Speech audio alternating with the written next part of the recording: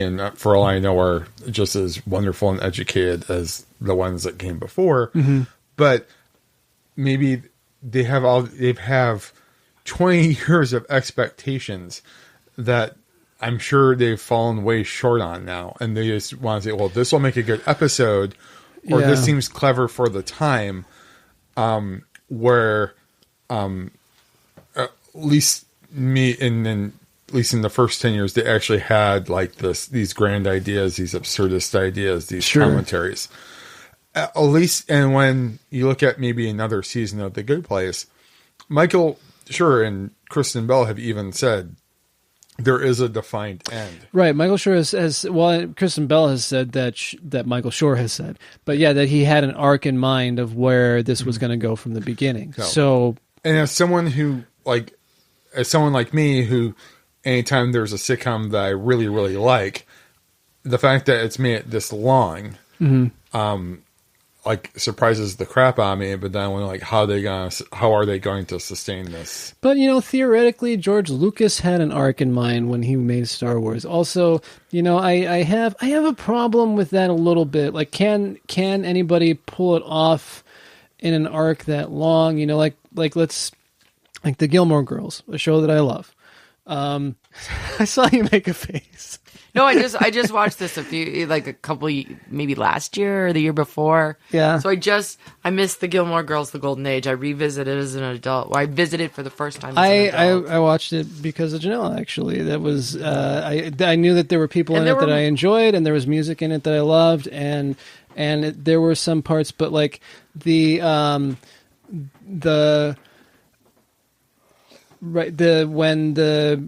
Amy Sherman Palladino left the show, like before the 7th season, she supposedly had an ending in mind for that also, which is that what she executed in the Netflix series? Because if it is, then, So I have a brief aside before you go.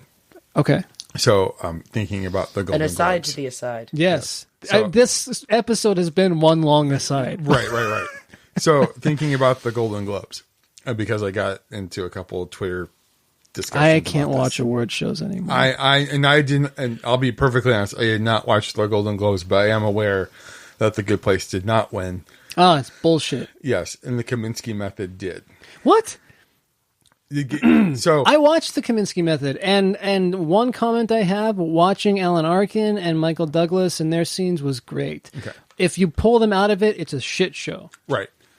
So the reason why this led into the saw is I have watched 5 minutes of the Marvelous Miss Maisel, which is an Amy Sherman Palladino show, because that's what Kristen is watching. Yeah, it's quality. Like the 5 minutes I watched of that show were the funniest 5 minutes I experienced for most of the week. Kristen's watching it while she's on maternity leave, so she'll hold Baby Tucker and laugh along to 50s Jewish humor. Some of the best. Yes, and the fact that I laugh more in 5 minutes on a show that makes me laugh more than anything that Chuck Lorre has ever done in his career. Yeah.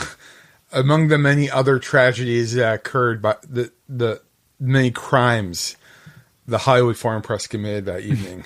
Was not awarding The Good Place. It was not, well, not even just awarding it wasn't so much that they did not award The Good Place, which they should have. But I would have been happy if The Marvelous Miss Maisel had won, even because it seems to be a very wonderful written show. Well, they had just come off the back of winning an Emmy not that long ago. Yeah. Right? But I guess my side was that it's funny. Jason, you're looking at this all wrong. You guys, Golden Globes, they're passe. That's over. Well, but this is exactly why. Yes, this is a good segue. Yeah. But before we get to the good segue, that could be a good. That's a. I see what you did there. That's a segment. Did you see how well? Yeah, that's a segment that we can have the good segue. Yeah. I'm trying to work with me here, guys. We'll get there, but this is. I just want to say because I haven't probably talked about my loathing for award shows enough. I have, but I'm going to talk about it anyway. this is why, they vote safe. Something like the Kaminsky Method can win because it had Michael Douglas and Alan Arkin. Mm-hmm. It got an award for the same reason I watched it, pretty much, which is because there are these icons in there, and these icon guest spots with Elliot Gould, who was fucking awesome in it. Oh God! But it was just meh writing. Mm-hmm. Meh writing that was elevated to something that I enjoyed based on the performances. Mm-hmm. That's something that will get an award versus something that actually has some substance, that actually manages to make a comedy out of some, very serious situation and circumstances, and, does something that does something. We'll just leave it at that. The Good Place does something. Marvelous Miss Maisel does something. Yes, I agree. And that shows like the shows that you mentioned do something, whereas Chuck Lorre shows, sitcoms, as you were, bring it back home. Like, I have never seen more than part of an episode of The Big Bang Theory. And but it horrible. ran for how long? I can't even talk. It skewers nerd culture to such a point that, like... I have a personal issue with that show. Yeah? Mm-hmm. Yeah. I have no issue with it other than I just don't care. Yeah, so that's the thing. I don't care. There are funny things to it, I'm sure. For some reason, that's the show that my mother will zone out on. So when I have had situations with her where she is vacating the room mentally but physically present, Big Bang Theory is playing in the background. and again, I'm not. Yeah, I don't think people who like that show are like. Oh, they're going to the bad place. Oh, basically, they're this generation's it's like Friends. People who I liked some of Friends. No, it's just the thing. It's just I don't want. I'm with you on Friends to a degree. There's just, and that's okay. I watched, that was my mom's show. That was another show that went on too long, by the way. It was another one of those things. It's another one of my mom's shows. Mm-hmm. It's cool. That's fine. I'm not blasting judgment. I just I cannot mentally process it. I feel like something in me is dying when I'm watching it. So we're talking about a segue. The good segue. The good segue. Did you see how Carly's aiming for my spot? Do you see I'm just saying.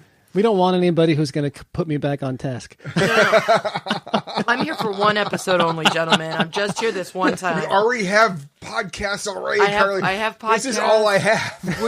I'm just here this one time. It's just for this one thing. I thought it would be fun. You can replace me. I host like 15,000 podcasts. No. My schedule is chock full of nuts here, so don't worry.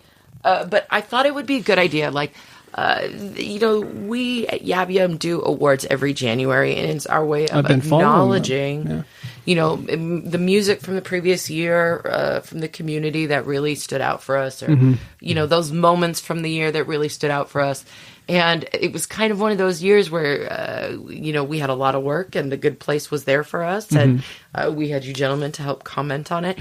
And we thought it would, but Janet really, Darcy Carden as Janet, really took us to another level this year. Her performance was stellar, and we thought the Golden Globes might shaft her on this. And I just thought Arizona should say no.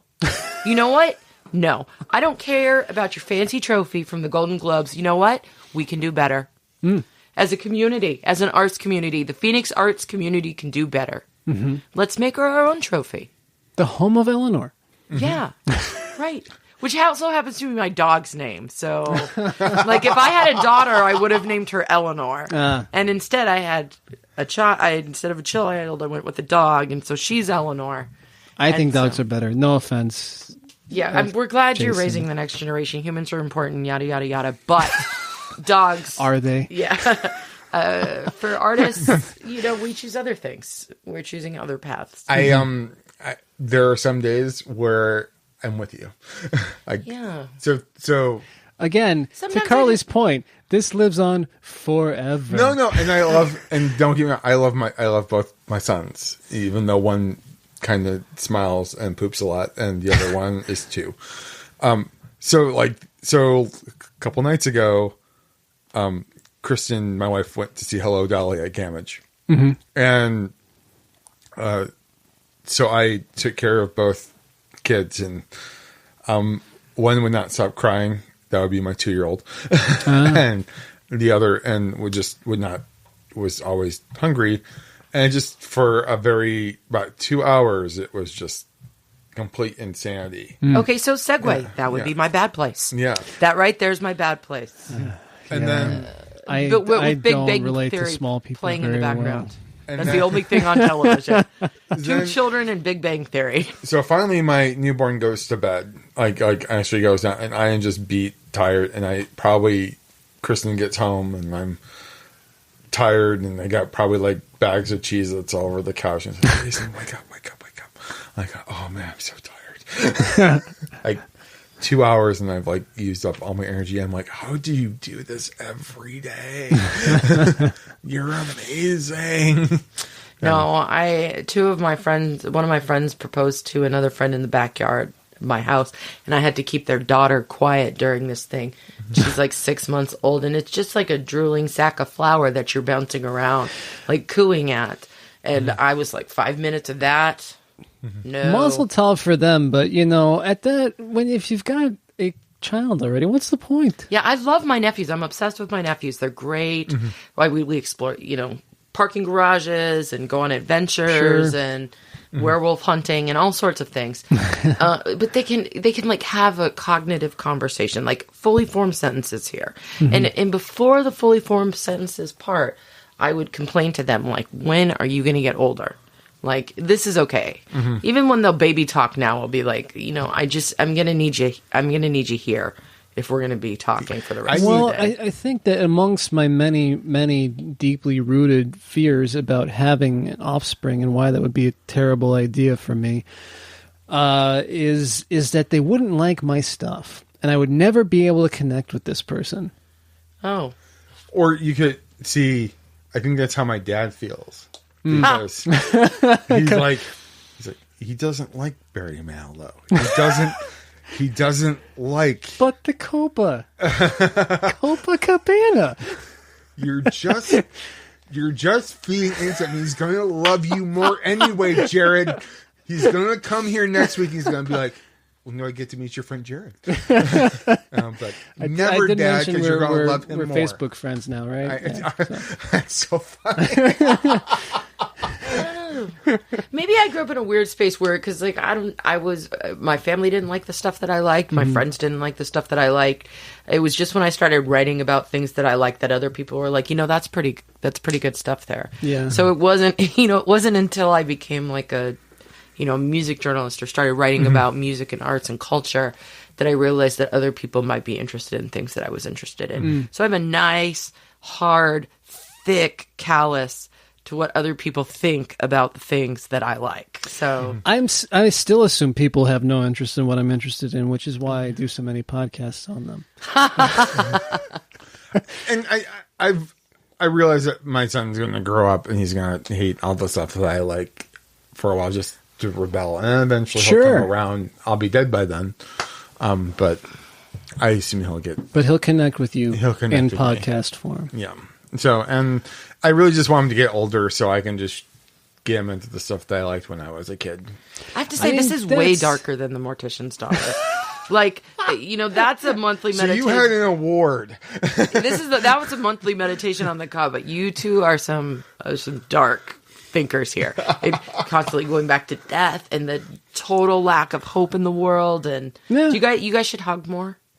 No, you know what? I'm uneasy with a lot of physical contact. I'm not surprised by that in the least, Jared. I'm not surprised at all there. But think about it. We're going to start hugging now. Yes, no. So we wanted to make an award for where award shows have failed us. Yes, I love this idea. And so we thought YabYum and What the Fork should team up for a crossover event. And acknowledge maybe somebody this year who made 2018 a little better. Yeah, which was fucking hard. Yeah, it was a rough year, and we all needed to laugh a little more and oh my god, maybe have a little more fun with it. So So yeah, we did make an award for Darcy Carden for her portrayal of Janet. And it is a beautiful award, by the way. It is actually beautiful. Yeah. We were going to schlub this up. We're not giving out a schlubby award for the portrayal.